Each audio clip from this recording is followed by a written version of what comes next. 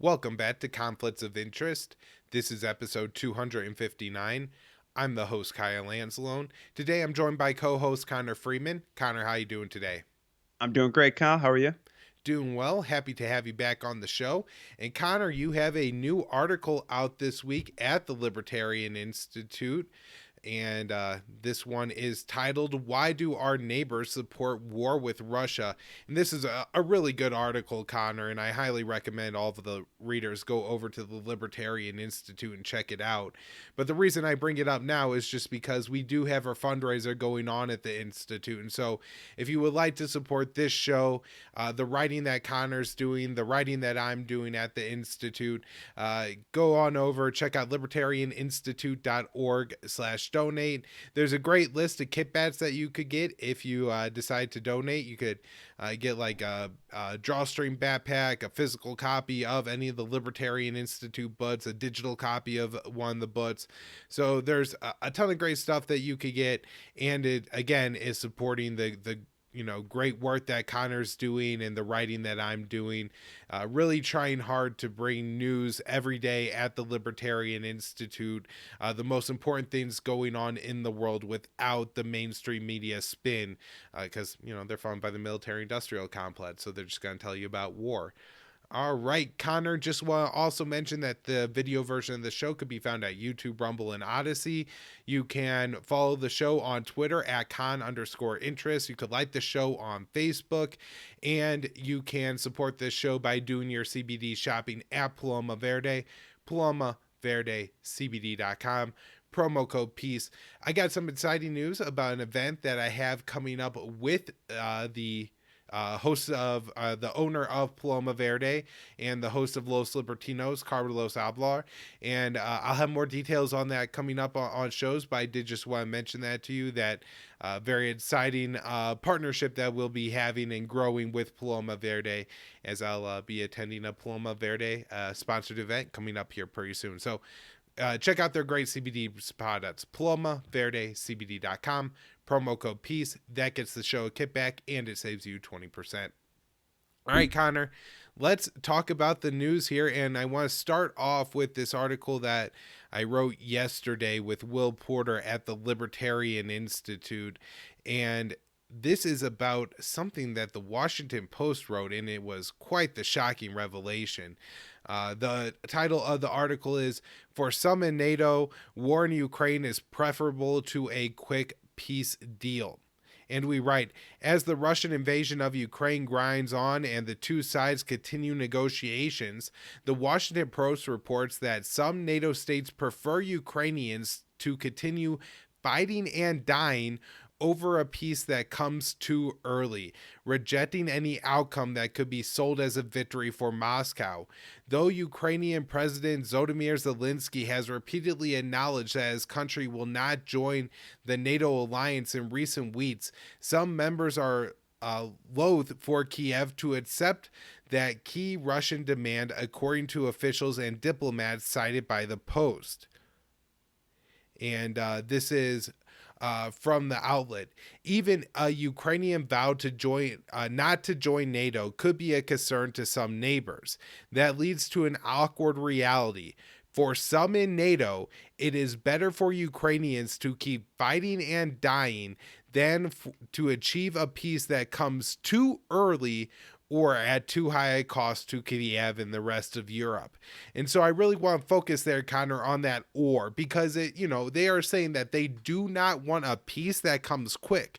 Not one that is just too favorable to Moscow, but a peace that comes too quick. I mean, this is shocking to me, right? That you have NATO allies that want the war to go on, whatever the results may be, because obviously they see it as Russia losing, because aggressive warfare costs the country a lot of money, a lot of lives, a lot of soldiers. And Connor, I wanted to get your reaction to this real quick. Yeah, sure. So I think, I think that there's, as I've noted in my last couple of articles, and you have as well, and Scott Horton has been, that there is mounting evidence that this was, at least for a good faction of the Hawks, that this was really the plan, that they wanted to, instead of, you can't invade Russia like Wilson did after World War One now because of the nuclear issue. And so the best way to do it is to lure them outside, just outside their border, and start a war with them right there. And I argue, and I think you do too, that our policies, especially since the second coup in Ukraine and under Obama in 2014, the previous one being during Bush two's administration, that they have essentially, well, they went to war with a region of the East where they had hundreds of thousands of Russian civilians there, and they killed 14,000 people. And more and more information is being unearthed by reporters constantly about just the extent to which we had, the CIA training, militant forces there in Ukraine, preparing an insurgency, all kinds of military coordination and training programs going on with the U.S. and NATO, and just especially beginning under Trump, just pouring weapons into the country. And there were myriad provocations just throughout the first Biden year and leading up to the actual invasion on the 24th in February. But if you look at the policy, they're undermining diplomacy. Blinken has not spoken with Lavrov since the 15th. I always make the point that they cut off talks. They cut before he actually invaded. They cut Nord Stream 2 before he invaded and started launching. They really began the sanctions campaign before the invasion, in the day or two before especially. And they just kept pouring in the weapons. They had greenlit the Stinger missile shipments from the Baltic states by January. And I just see that there is just appears to be no interest. And I didn't know this until you wrote that piece after that despicable Hillary Clinton appearance on Rachel Maddow's show. You pulled out that clip from Zbigniew Brzezinski in 2014, where he's talking about how this is absolutely the plan, that we are not going to arm them like Zelensky wants, with fighter planes and advanced tanks and these kinds of things, advanced weapons to actually have I don't think they could ever beat Russia, but the kind of weapons that Zelensky would want to make an attempt to do that. No, instead they're giving them, as you pointed out, insurgency weapons that are only designed to prolong the conflict. And when they say they don't want they say that they don't want it to, essentially they're saying a peace that comes too soon. They mean they don't want the cost to be too low for Russia. They want to really bleed Russia for a long time. That's what they're really saying. In fact, that's what Mark Milley, he was talking to the House Armed Services Committee this week, and he goes, I'm not going to say it'll go on for a decade. There have been officials who have said that. We've covered that before. But he said, it'll be measured in years, and we'll be involved in this. The U.S., NATO, and Ukraine will be involved in this deeply for years to come. So, that's the chairman of the Joint Chiefs of Staff. So this is official policy, and they said in the New York Times in January that they were basically, Stavridis, I think that's how you pronounce his name, the former NATO's Supreme Allied Commander Europe, was salivating at this, saying we're going to make Afghanistan in the 80s look puny by comparison. And they said that officials had said that if Russia did invade, which I argue they were doing everything they could, at least some hawks were, to make that a real inevitability, that the CIA would covertly back the insurgency and the Pentagon would overtly do it. And at least as far as all the overt stuff, that's what we're seeing. And Biden, every once in a while, well, a lot lately, is telling us the truth of the matter without seemingly the permission of his handlers. Like when he indicated that, they're training Ukrainian forces in Poland. We don't know the full extent to what that looks like, but that's, again, and then talking about the intelligence sharing and everything. They are totally, we're a direct belligerent, I would argue, in this war. Yep. So back to the piece from me and Will. To date, Moscow has made several core demands from the Ukrainian side, seeking territorial concessions in both Crimea and the Donbass, in addition to the neutrality pledge. Some NATO states are reluctant to hand Russian President Vladimir Putin any semblance of victory. However, fearing he could be inspired to launch attacks on neighbors to gain similar concessions. And the important point here is just this isn't how war ends. You're not going to come to a solution in Ukraine that doesn't allow Putin to be able to spin some kind of victory. Maybe if you bog Russia down for 10 or 15 years, something like that could maybe kind of happen. But in the short term, that if you want Russia to withdraw from Ukraine, then you're going to have to come to a deal, a compromise, and part of that is going to be making some concessions to Russia that Putin is going to portray as a victory back home. Nothing you could do about that unless you want the war to go on forever. And so I don't know if the direct policy is we want this war to go on forever, but it's certainly a consequence of every one of the Western decisions almost in full up until this point, and it's a predictable outcome. And so they gotta be responsible. Now we also have a quote here from former NATO Deputy Secretary Alexander Vershbow, and he says it's a little tricky for the U.S. and other allies. They don't want something to come out of negotiations that isn't acceptable.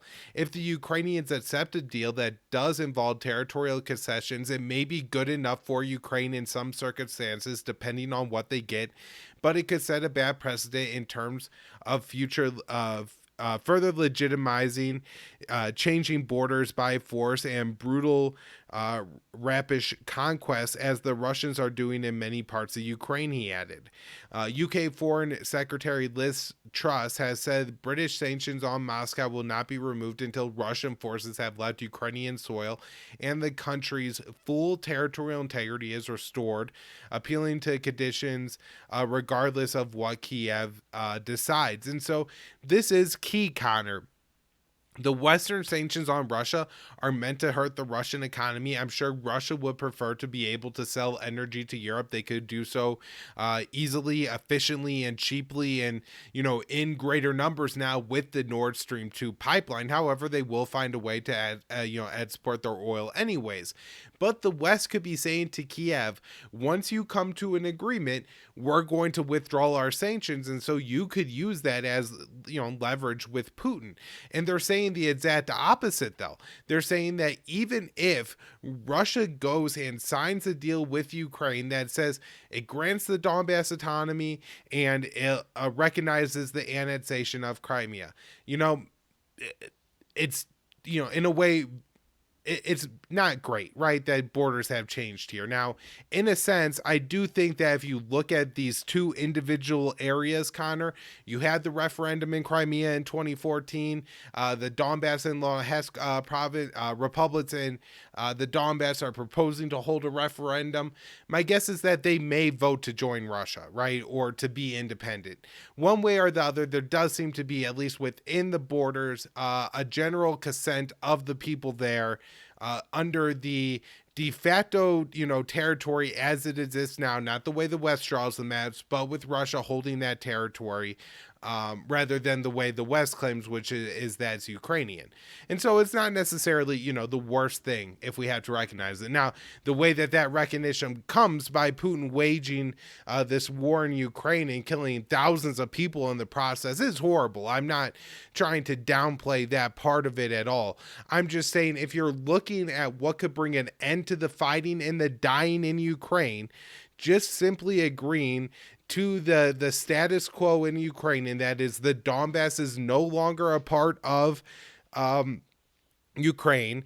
Crimea is now a part of Russia, and Ukraine will never join NATO, something that Zelensky even said has been communicated to him by NATO member states. He was told that, look, we're going to publicly keep the door open to Ukrainian NATO membership, but Ukraine will never become a member.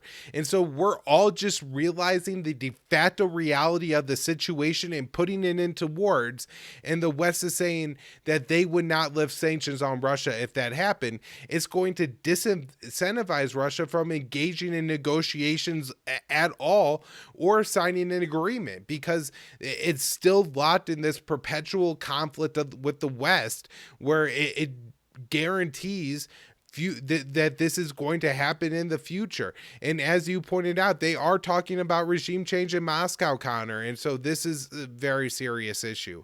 Now, I want to move on. I'll spend a little less time on this article, but this is very important, actually. I think that the House passed this resolution. So this is from myself, April 6th at the Libertarian Institute. House passes resolution expressing unequivocal support for NATO. 63 Republicans vote no. I write on Tuesday, the House passed a non-binding resolution expressing unequivocal support for the North Atlantic Treaty Organization.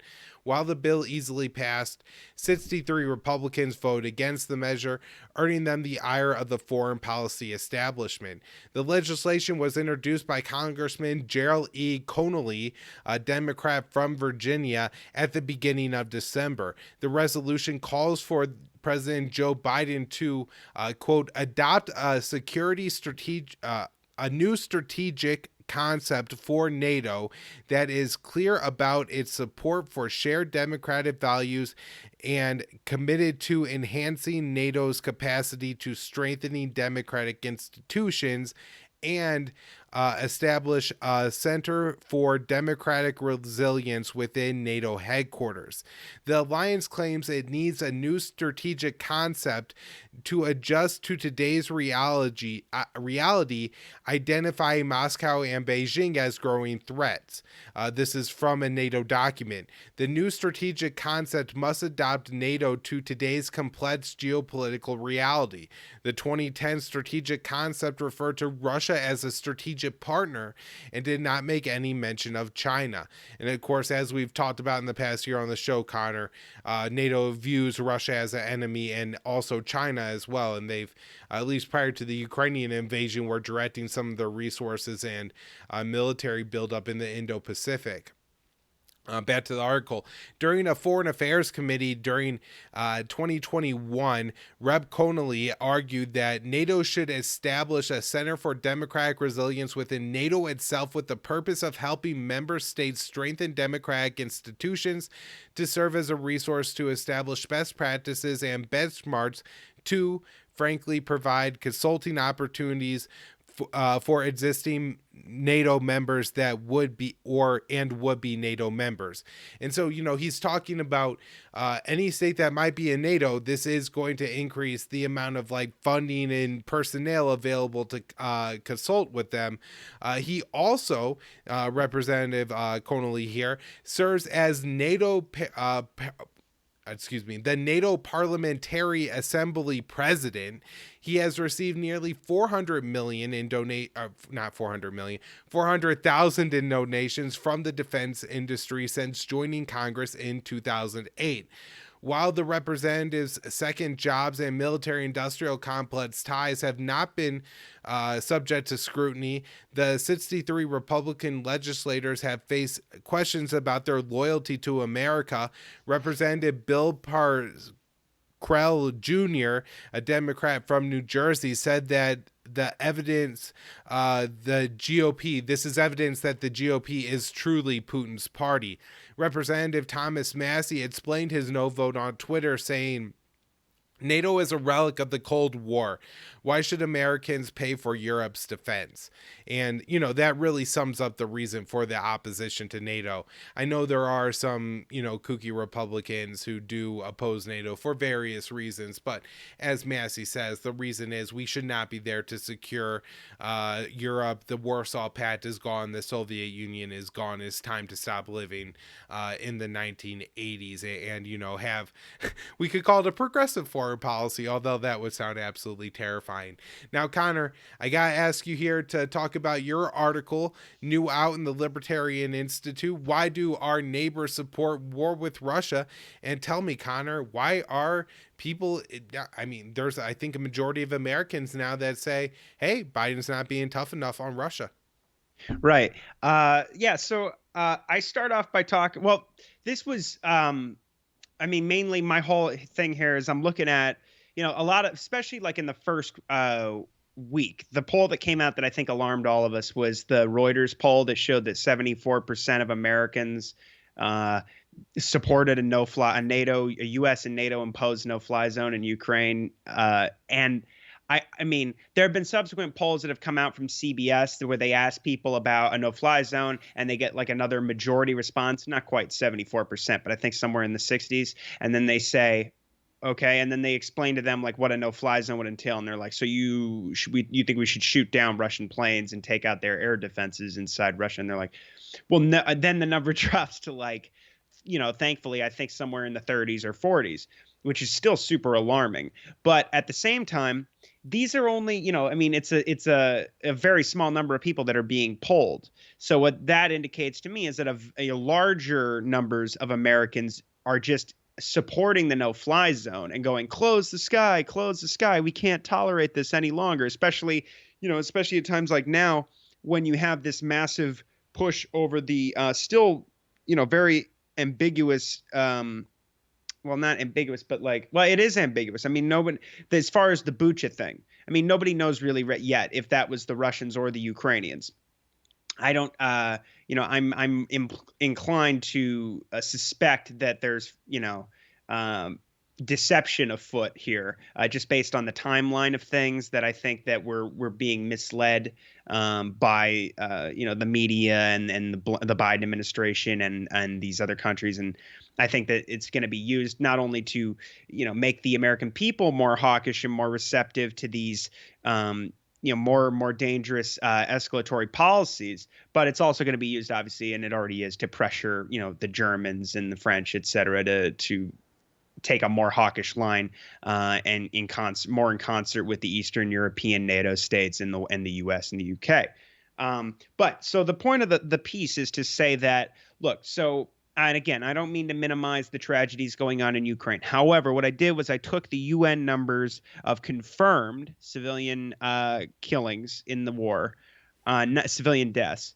And I'm not saying that is that's the real number or anything like that. I'm just saying that this is the confirmed UN number, and they say that it's roughly just over 1,000. I think at this. But what was the latest you saw, Kyle? I think I saw like last time I checked, it was like 1,179, maybe 1,200. Has it increased? Yeah. Okay. So but the UN is also saying, I mean, they said, I believe in November last year, that by the beginning of this year, the death toll in Yemen would be 377,000 people, including 70% of which are children and babies less than 5 years old who have been starved to death or, died due to malnutrition or disease and deprivation. And that would be exactly 263,900 babies and children less than 5 years old. So it's interesting how the ability of the sort of Mickey Matt, as Ray McGovern calls it, but really, the military industrial complex and the media and the government, is the ability to shape a narrative where what's happening in Ukraine, which is horrible, but again, I mean, there's a lot of things that our people should have been opposing all along that might have prevented this altogether. Policies by our own government, but at the same time, it's just not even close to what's going on in Yemen, for instance, or even the numbers that are being projected of the numbers of people that are dying in Afghanistan, as you've covered, with the rise in infant mortality, with 13,000 babies who have died just since January. If we look at, I guess, the main thing I'm talking about here is that because of this push, this war mania, you have the Congress and the so-called representatives of the American people and the constituents themselves favoring more hawkish policies than even Biden is implementing, which already threatened to start an actual shooting war with Russia. I mean, again, providing real-time intelligence, targeting intelligence, battlefield intelligence, shipping in weapons every single day through Poland, training their soldiers, providing them lethal weaponry. You're seeing talk about, providing them air defenses in these S-300s. We've just gotten reports now that the Czech Republic is providing them Soviet-made tanks. So there's constant, drastic escalations. And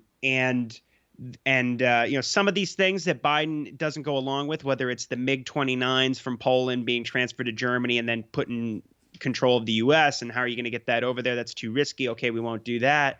or the no-fly zone. They don't do it. But at the same time, we hear stuff from Joe Biden where he is either having a rare moment of lucidity and just not, being careful with, you're not as always aware that he shouldn't be saying what he's saying, but maybe he is telling the truth, that he's, indicating that there's going to be a time where troops will be going to Ukraine, U.S. troops. He indicated as well in that same gaffe that U.S. troops have already been there. So you'll see, and some of you have already seen, people standing in front of tanks.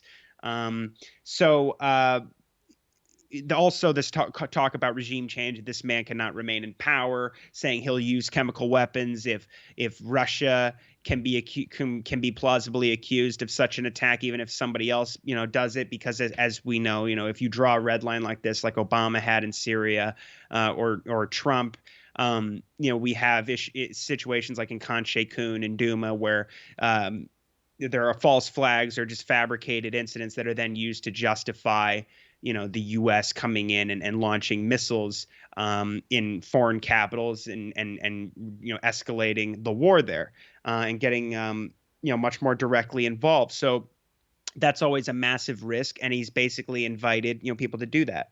But the real issue now is that you have people calling for Putin to be assassinated, like Lindsey Graham. I cited in particular a few interviews actually I've seen of a woman who I didn't know existed until this crisis. There's a lady a congresswoman in Indiana who's a Republican named Victoria Spartz, and she's from Ukraine.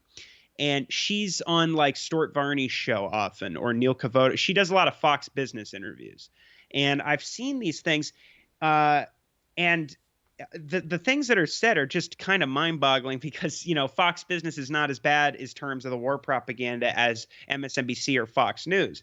But I mean, Stuart Varney, I quote here, saying, asking her, do you want a serious military option because Biden is too weak? In fact, I think he cited the AP poll that I referred to here and that you were referring to earlier about Americans saying Biden just isn't being tough enough. And he goes, do you want a serious military option where we give the Ukrainians the military weapons that it needs to push back the Russians and beat them? And she has said that this issue of like debating whether or not we should be sending Switchblade kamikaze drones and this kind of thing, offensive weaponry like that, she goes to politicize or hesitate on this issue is stupid. That we can't just give the Ukrainians forks and knives for their war with Russia. She says Putin is committing a genocide in Ukraine. Also, I left out another quote that's very good from her, where she says, so Varney asks her about in the context of the negotiations going on between Kiev and Moscow, and he says, no, Zelensky has dropped his, demand to be a part of NATO. And he says something like, is that how would you judge that? Is that a major concession? Is that a step back, like this and that? And she goes, well, the war has nothing to do with Ukrainian membership in NATO. It never did. This is about Putin telling the West that if you have any people who want to fight for freedoms or who want to join you, I'm going to slaughter and kill them because they have to be under me. And there's no pushback on this kind of rhetoric. She's also said that she says that Biden is all talk and no action, and we have to do more to support Ukraine because, and she says it's practical, because if they don't win the war, then we'll have to fight that war. Which is, again, as I say, it's a very typical. I grew up with this stuff, and so did you. About if we don't fight them over here, we have to fight them. If we don't fight them over there, then we're going to have to fight them over here. And this was said during Ukraine Gate, and it was absurd then, but it's just casually dropped by Congress people now. Like I know Adam Schiff, I believe, said that in 2019, but. There is not as people aren't aghast at commentary like this anymore, statements like this, which is very alarming, because there's really no reason that would be the case. Again, I don't think we have any legitimate interest in Ukraine or being involved in this war, and I think that we, again, could have totally avoided this. But the American people are having it drilled into their head that this is our war. This is the war of democracy versus autocracy. Putin is Hitler. He's out. He's going to attack all. This is a battle for all of Europe, is the way the Congresswoman has described it. A fight for the West, a fight for, all fight for freedom, basically, and that we're all implicated and we're all of our lives are in jeopardy, which ironically they are, because these kinds of escalations can lead to nuclear war or World War III. Now, there's another one that's horrible. There's a Pew Research poll I found from reading Daniel Larison's Substack. And there's a Pew Research poll that shows that I believe 35%, over a third of Americans support war with Russia, outright war with Russia. Now, 12% of them, we can be thankful, are only 12% support this strongly. They only, so. But I mean that there's no ambiguity there. I mean, it's not like the no-fly zone thing where we can say, well, maybe they don't know exactly what it is. They don't understand the implications of this. But no, that's absolutely true. That apparently, at least according to this Pew Research poll, over a third of Americans say, let's go to war with Russia. If that's what we got to do to stop them, that's what we got to do. And now Russia is the most sanctioned country in the world. Americans still don't think it's enough. Majorities. This was the AP poll. The recent AP poll about Biden not being tough enough in the view of many Americans. They say, vast majorities, I think in the 60%, almost 2/3 support, all the weapons aid that we've been doing. They want to see tougher sanctions. They don't care what, the majority, well over 50%. I think it's like, probably even closer to 60, that say, hey, if we need the toughest sanctions possible, what he's done so far is not enough, and we really don't care what it does to the domestic economy here. We're willing to, the price is worth it, is the way I sort of liken it here in the article. And I make the point that, like we've seen in Financial Times and other reporting, and as we've just discussed now with the quote from Liz Truss, that there is no, the sanctions are not connected to diplomacy. They're not connected to a ceasefire. They're not connected to a negotiated settlement that would even be closer to something like Minsk II, like autonomy for the Donbass republics or something like that. They say that the sanctions will remain until they absolutely which is, this would be Russia. They're not going to do that. That would be a complete surrender. The whole thing would be a complete failure, and Putin could potentially face regime change. Even if the West didn't intervene, if he was to do something like that. So, and it's a matter of, they see it as a matter of, it's an existential threat they're dealing with. So I just, that's not going to happen. So what that means is the sanctions are going to remain in perpetuity. And I just say that, like, all this is going to do is going to immiserate and isolate the Russian people and ostensibly punish Putin. But it's also going to hurt Americans here, and it already is with the gas at the gas pump and elsewhere. We've had Biden say that we're going to see real food shortages, and evidently all of this doesn't. Things are going to get estimated to get a lot worse here, not just here, but especially in places like Africa and Central Asia and Afghanistan. As the year as we get closer to the winters, but the American people they've shown no sign of wanting to hit the brakes here. It's only escalate, or just what we're doing so far is great. We already talked about, I already get into here about the, that this is the real plan here, is to draw the Russians into a long-term proxy war. And you cite, of course, I block quote you with your report about U.S. Undersecretary of Defense for Policy Colin Powell recently saying, I think with a high degree of certainty, Russia will emerge from Ukraine weaker than when it went into the conflict, militarily weaker, economically weaker, politically and geopolitically weaker, and more isolated. And so that's my point, is that as much as we see all this, support from the stewards of the liberal rules-based world, the international rules-based order or whatever, it's really all a kind of a con. It is a con, because they could easily do things here to reach a settlement, or they wouldn't have instigated the conflict in the first place. But I think the Ukrainians are just really good cannon fodder, and that the longer this goes on and the worse it is for the Ukrainians, it's not necessarily an afterthought, but it's good for PR. You could look at something like, let's say Bucha was hypothetically really a Russian crime. Then you could also look at it as like, okay, well, we have to get to the table. We really have to do something here to end this conflict now. But instead, these kinds of things are used to promote escalations and making the war, protracting the war even more, and sending in more and more weaponry, and sanctioning Putin more, and going out and taking a harsher stance on Russia. So that doesn't really add up, that these people are just they're such humanitarians that they just want to send more Stinger missiles and more advanced weaponry so that the war can continue, and the Ukrainians, I mean, I don't know, they don't have a chance to win, so it's ludicrous. Let's see. And I also talk about, of course, Biden's gaffes and just how much money has been spent. The fact that the American people don't seem to care, I often wonder how much more are we going to put up with here, because it's like the consensus seems to be that screw our interests.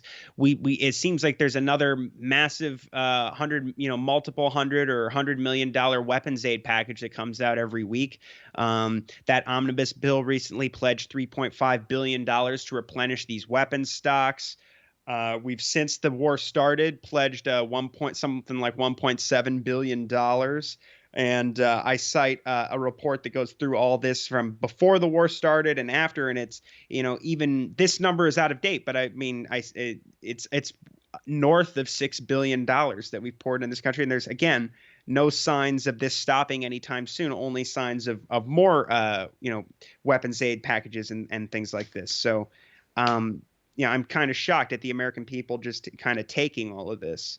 And so I basically end up talking about how I feel, honestly, what's going on here is that the American people have been divided and propagandized with the new Cold War propaganda, whether it's through the independent media, like we've talked about before, especially with our friend Patrick McFarlane, about all the anti-China propaganda that's infested into the so-called independent media and shows like Tim Pool's show.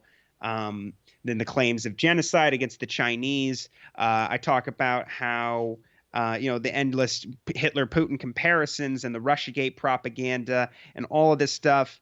Are we so kind of traumatized by the lockdowns that we've been left too timid to muster any, full-throated resistance or unite on anywhere? Are we too divided at this point? And I also think that there's something true to the idea that we are projecting onto the Russian people and onto Putin. Onto Putin, I think we're projecting the crimes of our government. And I think onto the Russian people, we're projecting all of our insecurities and our shame and our complicity in mass atrocities and our failures and shame. And we're going to, make them pay essentially for what we've done. I think there's a lot to that. I think that we're absolutely projecting onto them. Because, it's a good time now to go back and look at Iraq war coverage, especially at the beginning, and look at how eager Shepard Smith and people on regular, so-called reporters on Fox News and channels like this were just, salivating, talking about how many targets have been mapped out, how many thousands of targets have been mapped out, how the daisy cutters or the Moabs are like daisy cutters on steroids, and Iraqis aren't going to know what hit them. And, people, this is the night of shock and awe. I just saw this recently. And if you look at it now, I mean, the American people don't forget that stuff, I don't think. And I think they know that at least hundreds of thousands of people died there. And we know that this has happened in many other places, in many other countries throughout the Middle East through successive administrations. It's been bipartisan. And, they've been able to, whatever, I don't know exactly why, what the flaw is in our body politic or in the Americans' population, but we have seamlessly, it seems to me, moved on from this end the endless war talk for the most part, except for, libertarians and good leftists and good right-wing anti-war people. But by and large, it seems like we've moved on from that sentiment to, well, just pick a fight with Russia and China at the same time and we'll support you and we'll shut up. The last thing I say is that there's a paradoxical thing about one of these polls, I believe it is the AP poll, where they say that people are concerned that nuclear war is becoming a much more likely outcome, and they're really worried about that. But my point is, well, then why not, insist that we stop these provocations of Russia and China? As I say, then why poke the Russian bear in the eyes with sticks? Why encircle China with hundreds of military bases, prepare to move a long-range missile network to their near abroad, openly deploy troops to Taiwan, impose more sanctions only to maybe decouple our economies like so many people on the right are talking about? And I say, I mean, do Americans really care that much about Charles Kruthammer's unipolar moment, neocon fantasies that they refuse to accept a multipolar world as well? We have to ask ourselves some serious questions exactly what's going on here because it doesn't make sense. I used to wonder that about the China hawks. Like, so do you hate China enough that you would just, you hate them so much that we should, if it necessary, we'll blow up the world over this?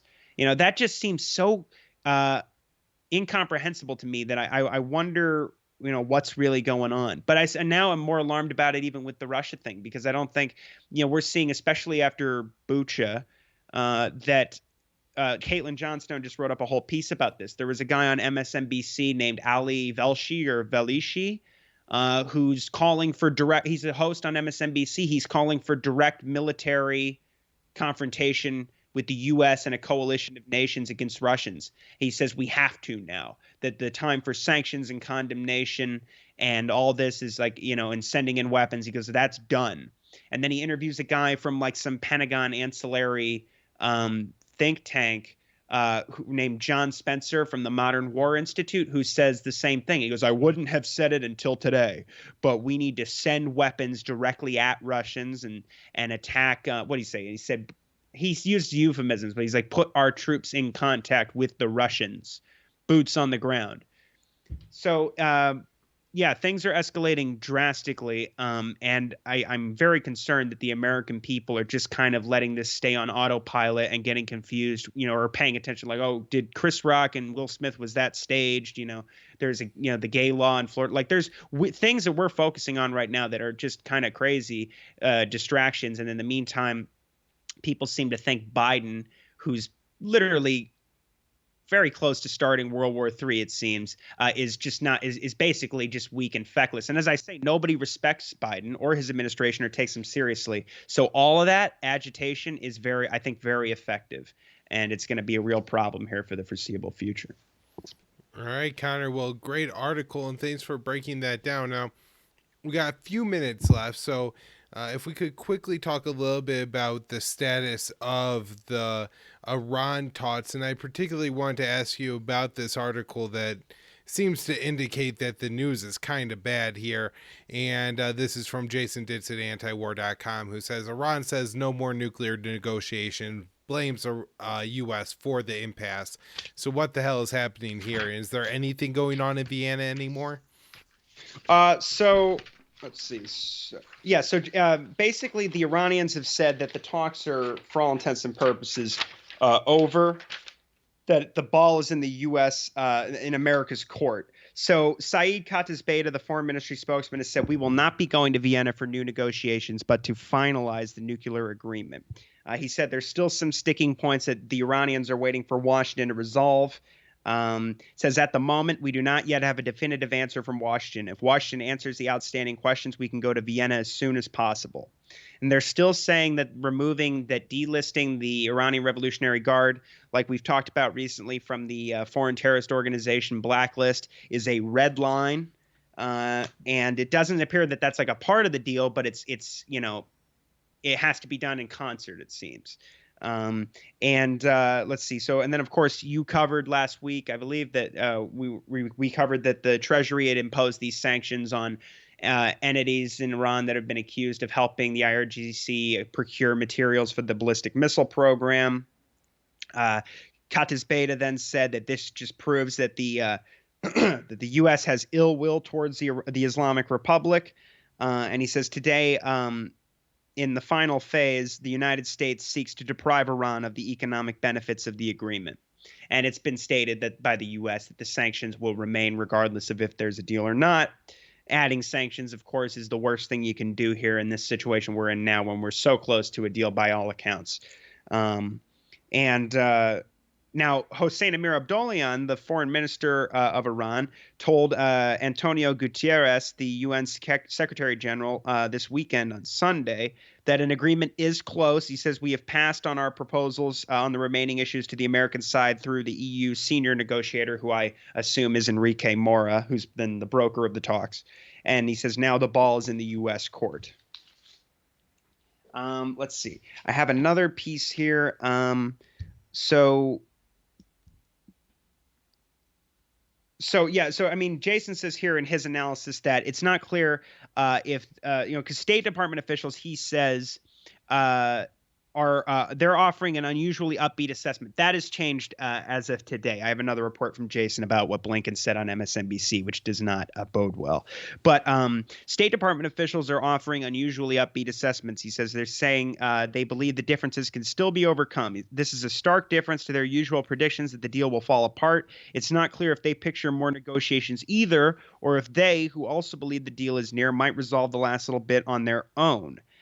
He also points out that the foreign ministry of Iran has pointed out that they're willing to get into, or they want to continue regional bilateral talks with Saudi Arabia and talks with other nations on regional issues of security, as as soon as they get back to the deal, and or just in general, and continuing these kinds of talks, which we were covering all through last year, especially. The Iranians have said that these sanctions the Americans have added. This is another report from antiwar.com from Jason Ditz, that they violate the UN resolution on the nuclear deal.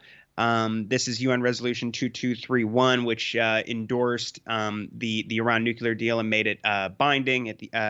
They say that it's a sign of the U.S. government's malice toward the Iranian people. And they say, well, Jason says here that the U.S. has consistently sanctioned Iran's conventional missile program based on a nebulous wording, very nebulous wording of a resolution that bans nuclear-capable missiles, arguing that it forbids any and all missiles that could even be similar to missiles with different capabilities. And the White House insists that these sanctions won't interfere or damage nuclear talks, that they offer no explanation for why that would be.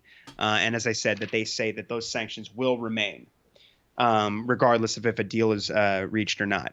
Now, today, Iran gave there's reports that from Jason here at antiwar.com about Iran providing those IAEA documents that we've talked about before, about those undeclared, the traces of uranium that were discovered at undeclared sites years ago. And there's been, the Iranians have said those date back from 2 decades ago, and they even suspected that there might have been some sort of sabotage on the part of some of the IAEA inspectors. Israel is keen to use this as a real issue to damage diplomacy, as are the American hawks, whenever things seem to be going well in terms of talks with Iran and the U.S. Or on these, JCPOA broader negotiations. And so the Iranians we discussed this, I believe, had come to an agreement that basically they were going to provide documents, I think, by June. I forget what the month is in the Iranian calendar, but that was my understanding, was that it was, and then Raisi, or not Raisi, excuse me, the director general of the IAEA, he was going to Rafael Grossi is his name, that he would then present this information to, I believe, the IAEA Board of Governors. But it seems like Iran has already done the work. So they've confirmed that they have provided the IAEA with certain documents related to these sites where they found the small traces of uranium. Now, I had heard previously that the uranium was processed, or that those were the allegations. But Jason says here the traces were not processed or serious proliferation risks, but the fact that they were unexplained had the U.S. Pressing the issue so the IAEA wouldn't say the issues were resolved. The provision of the documents is a major step forward and could be a big confidence builder ahead of the nuclear deal. Now, in terms of the bad news, that gives us some hope on the one hand, but now Blinken is on MSNBC saying he's not optimistic that we'll be returning to a deal, that a deal will be reached at all. He says he's not confident that Iran would return to compliance under the deal.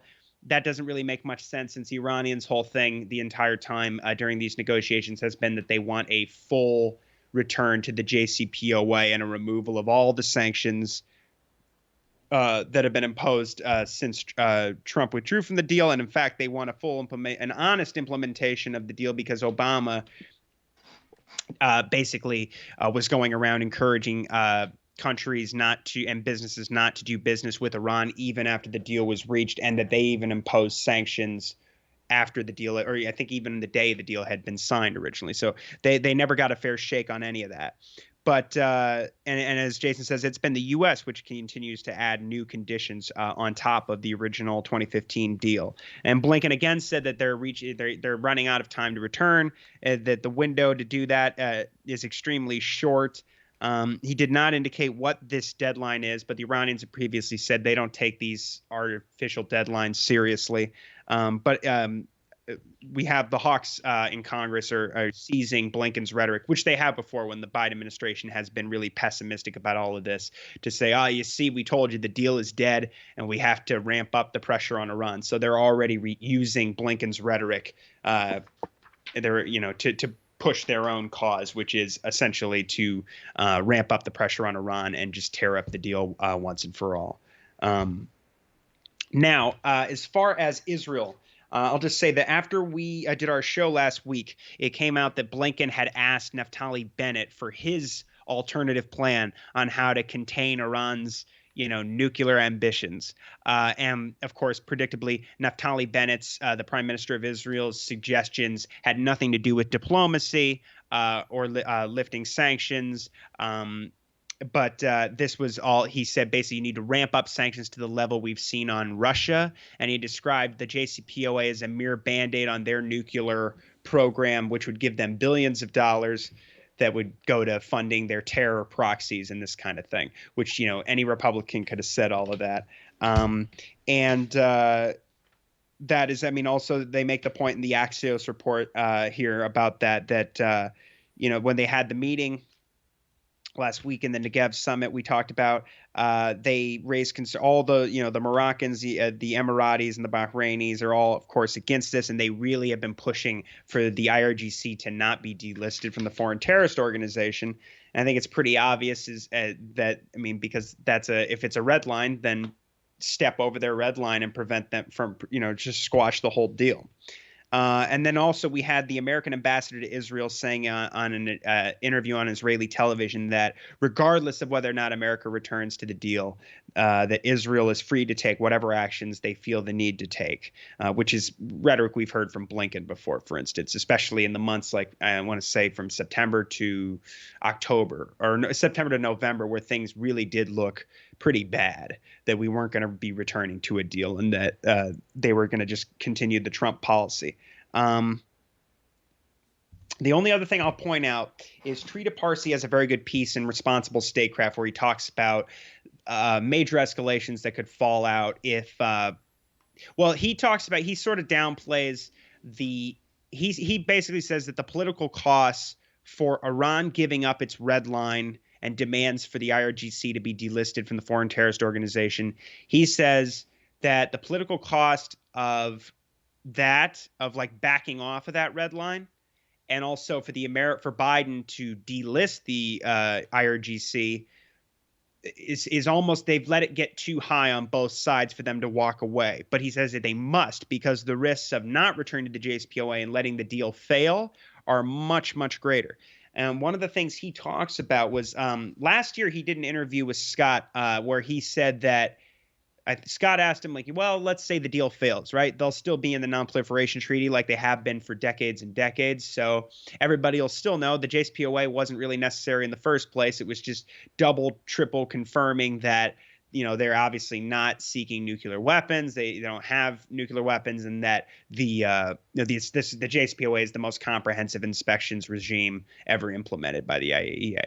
And it takes war off the table because it's so obvious it would be an aggressive war, right? So, and based on false pretenses. So, but Trita had indicated that it may be the case that certain hawks here are trying to goad them into leaving the non-proliferation treaty.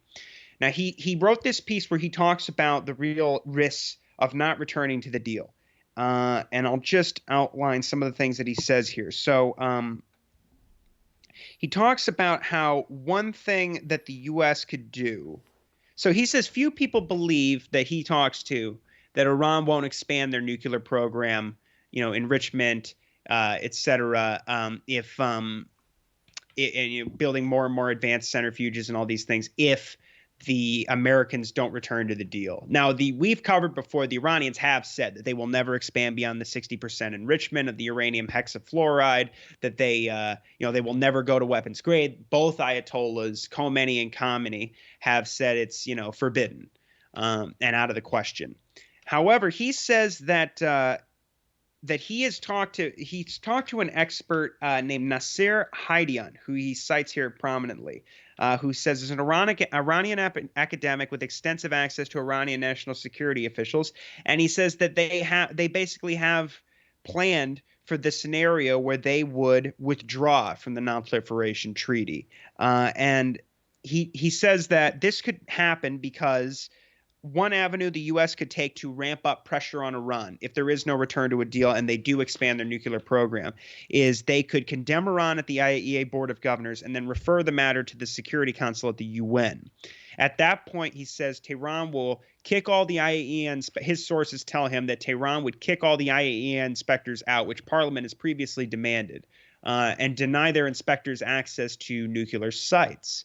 And then he says, if they, issue a resolution against Iran at the Security Council, of course, Russia could veto it, but EU members have the capability to trigger snapback sanctions under UN Security Council Resolution 2231 that I previously mentioned. He says China and Russia cannot veto that snapback resolution. So Iran would be subject to the Chapter 7 Security Council sanctions once again. Now he says that the Iranian national security officials have indicated to Haidian that they then have a plan to withdraw from the NPT, and that after a 3-month notice period, they would no longer be bound to any of those restrictions of the NPT, and that Iran would adopt a policy of so-called creative ambiguity, which is a play on Iran's posture of strategic ambiguity about their nuclear weapons. And he says. Without direct access or insight into their nuclear program, the world would be left guessing whether Iran is building a bomb. And after a few months, of course, the American hawks are going to, and maybe much of the world will assume they have already built one or start guessing if they've already built one. He says Washington will perceive this measure as a major, perhaps unprecedented provocation. And will likely respond to this by building a credible military option. We could see aircraft carrier task forces moving into the Persian Gulf, where, as he says, a single spark or miscalculation could be enough to start a war. He says that apparently Hadian has said that the Iranians have already indicated to Abu Dhabi and Riyadh that within the first 48 hours of a war between the U.S. and Iran, they would launch ballistic missiles at Saudi Arabia and the UAE.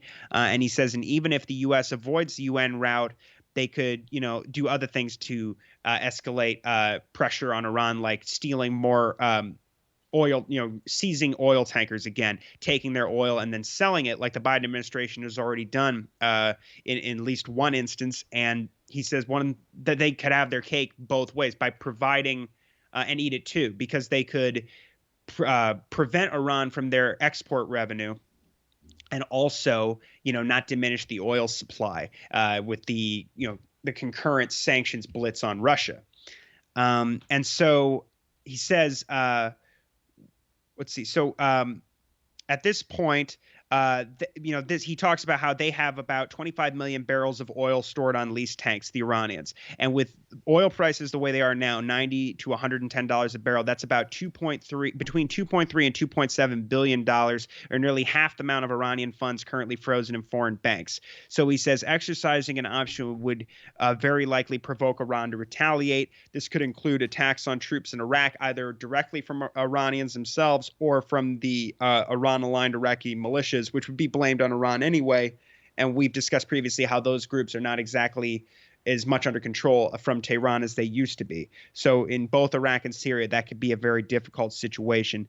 And he just makes the point ultimately that if the Americans don't return to the deal by just either saying, okay, well, we'll just take the IRGC off this list, or the Iranians don't back down, that you put into place a sort of a trajectory where you have this unpredictable escalation ladder that could very likely lead to a real war.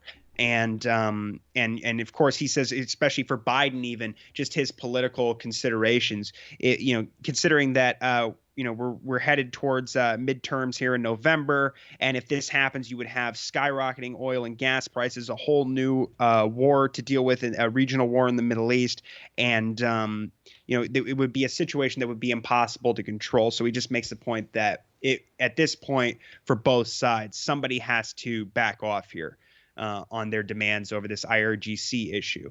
And that's pretty much it. I was just, I was glad to read that piece because I haven't heard many people other than Tree to talk about this issue of Iran potentially leaving the non-proliferation treaty. I don't necessarily, from everything I've seen of Iran, I don't necessarily predict that could happen, but that could certainly be the case if things really do escalate and they ramp up the pressure on Iran, and we have the whole infrastructure of the Abraham's Accords in place. This could easily spin out of control very fast. So it's definitely something to keep an eye on, and there's all the reason in the world for us to return to this deal as soon as possible and lift the sanctions on Iran. All right, Connor. Thanks so much for that breakdown. And just want to remind people before we wrap up here to support the Libertarian Institute, libertarianinstitute.org/donate. Head on over and support our spring fundraiser so me and Connor can keep doing this show and writing articles for y'all. Thanks, everyone. Thanks, everyone.